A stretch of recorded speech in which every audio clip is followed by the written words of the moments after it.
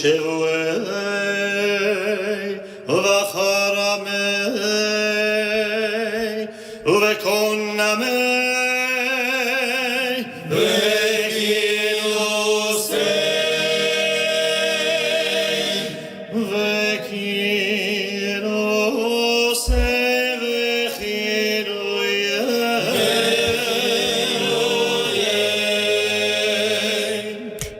Les belles voix des chœurs de Tzahal pour interpréter le Kol Nidré. C'est l'heure de la signature avec le rabbin Jonas Jacquelin. Bonjour monsieur le rabbin. Bonjour Léa. Vous êtes rabbin de judaïsme en mouvement et justement, vous vouliez ouvrir cette signature ce matin avec le Kol Nidré. Ouvrir avec le Kol Nidré parce que lorsqu'on parle d'une journée comme la journée de Kippour, on se demande par où commencer d'une certaine manière, tant il y a de choses à dire, tant il y a de choses à raconter.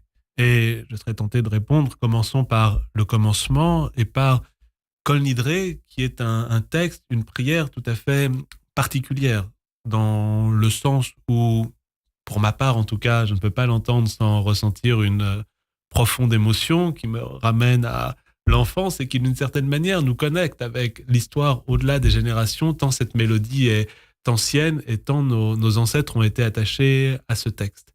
À ce texte parfois un peu controversé même, parce que Kol Nidré, littéralement, ce sont tous les vœux, et c'est une prière dans laquelle on se délie des vœux qui ont pu être formulés soit dans l'année passée, soit pour l'année qui vient. Et il y a quelque chose de particulier, parce qu'on sait à quel point la tradition juive est attachée à la valeur de la parole, est attachée à la valeur d'un vœu qui a pu être formulé, et là on vient annuler, on vient revenir sur les vœux qui ont pu être formulés.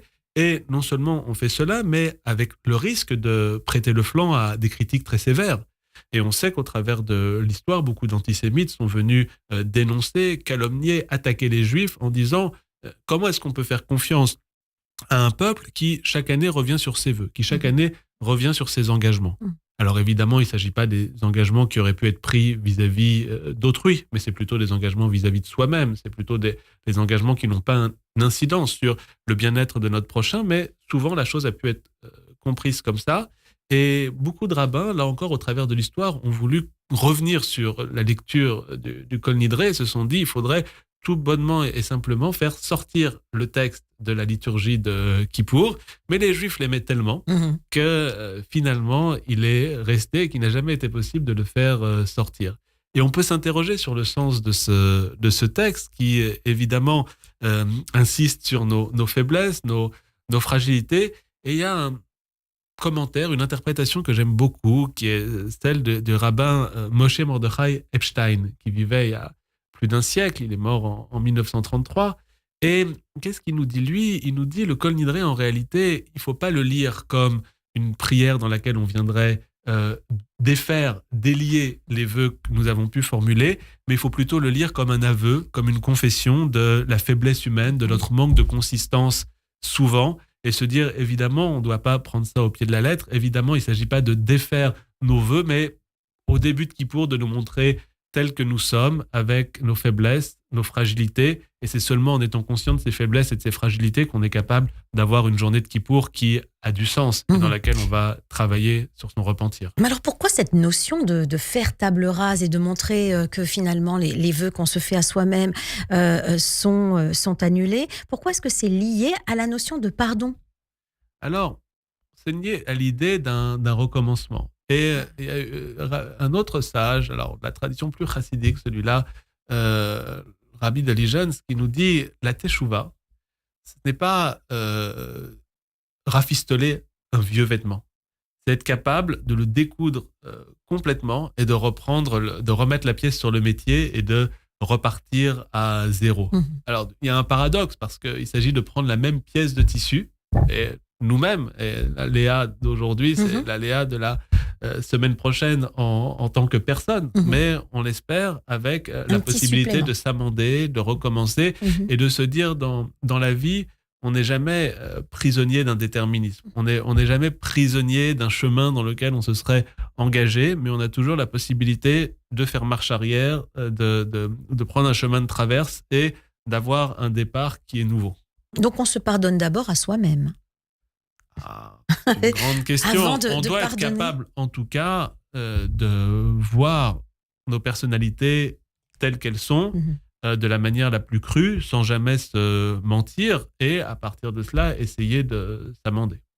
Donc, c'est un travail qu'on fait d'abord, c'est une introspection, comme on le dit souvent à Yom Kippour, mais c'est une introspection aussi au service des relations qu'on a avec les autres. Par définition, je pense, ce n'est pas que moi qui le pense par ailleurs, on ne peut pas avoir de relations pacifiées, positives avec autrui, dans le rapport à l'altérité, si on n'est pas en paix avec soi-même.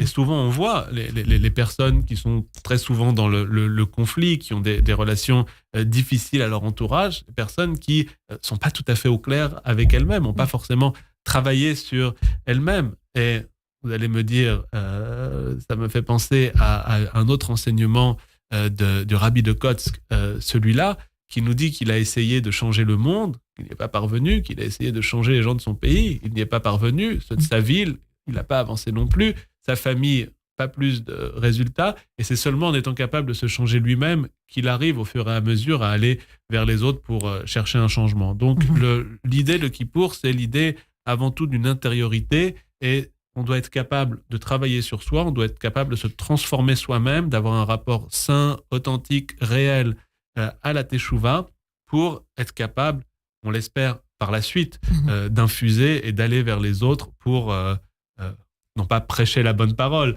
mais pour être capable d'avancer dans des relations saines. Alors, cette année, c'est quand même un Kippour particulier. On a commémoré les 1 an de cette guerre et les 1 an du carnage, 1 an de guerre en Israël. La notion de pardon est quand même difficile à accepter dans ces conditions, monsieur le rabbin. Évidemment. Et il y a pardon et pardon. Et autant au niveau individuel, quand on a été offensé par quelqu'un et qui nous demande pardon, il peut y avoir un chemin vers l'idée d'une réconciliation. Dans ce qui s'est passé en Israël depuis le 7 octobre, il y a 2 éléments à avancer.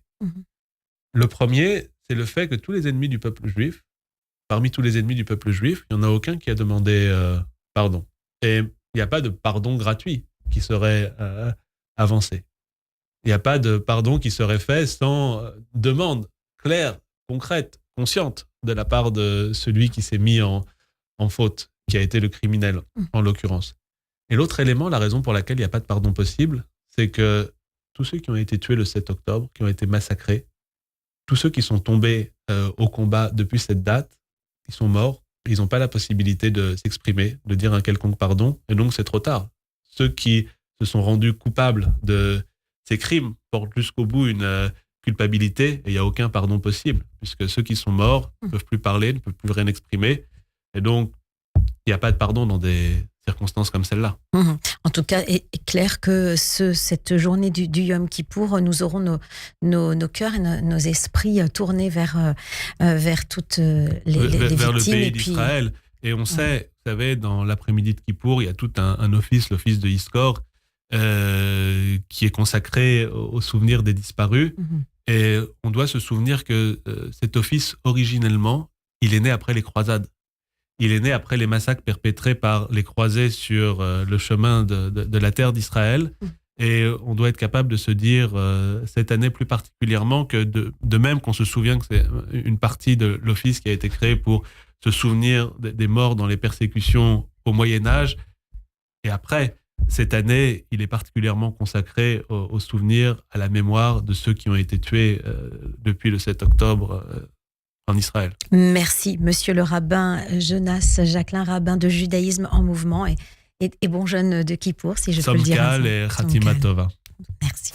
Le Forum Radio.